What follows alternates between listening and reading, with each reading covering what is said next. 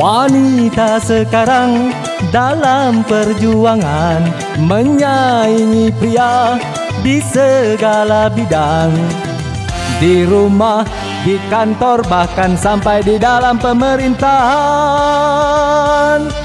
Memang peranan wanita perlu di dalam pembangunan, tapi peranan wanita jangan sampai keterlaluan. Kalau peranan wanita melanggar batasan fungsinya, ini bencana.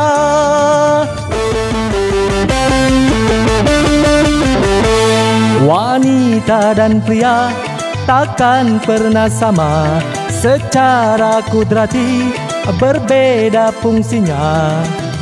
Jiwanya, badannya, Tuhan telah mengatur pembidangannya.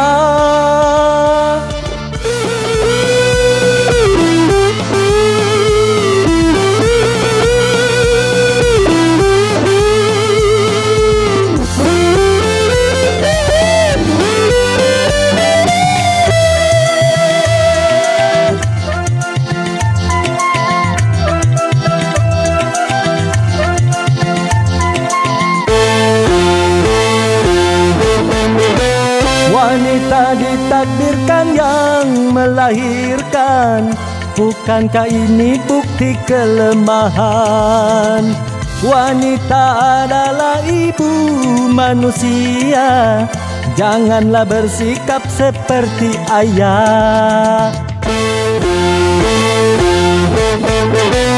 Lelaki adalah pemimpin wanita dalam tata kehidupan dunia.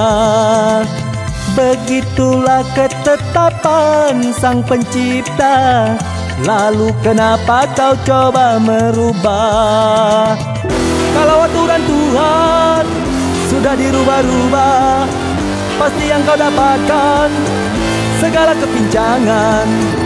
Efek kaum wanita memenuhi kantoran, akhirnya banyak pria menjadi pengangguran.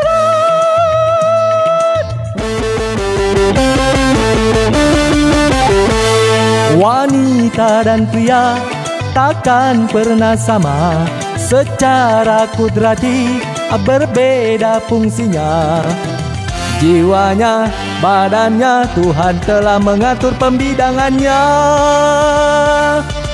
Emansipasi wanita perlu di dalam pembangunan. Emansipasi wanita jangan sampai keterlaluan. Emansipasi wanita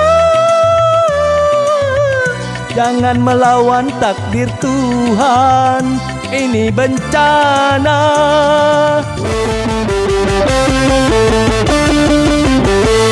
Majulah wanita, giatlah bekerja, namun jangan lupa tugasmu utama. Apapun dirimu, namun engkau adalah ibu rumah tangga.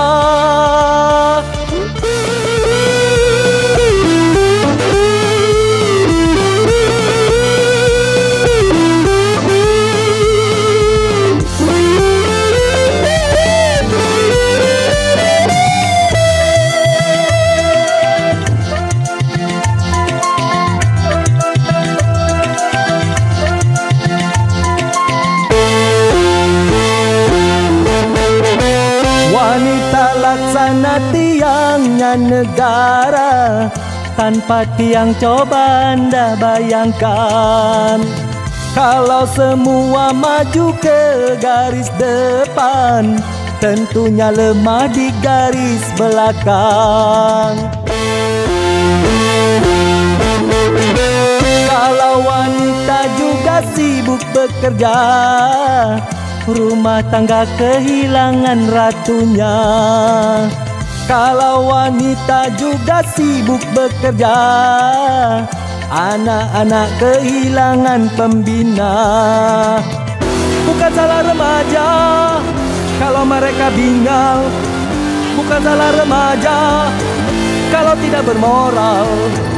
Bukan hanya makanan, bukan hanya pakaian yang lebih dibutuhkan, cinta dan kasih sayang.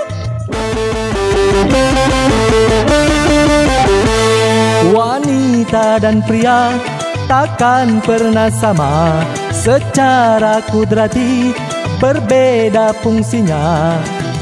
Jiwanya, badannya Tuhan telah mengatur pembidangannya. Memang peranan wanita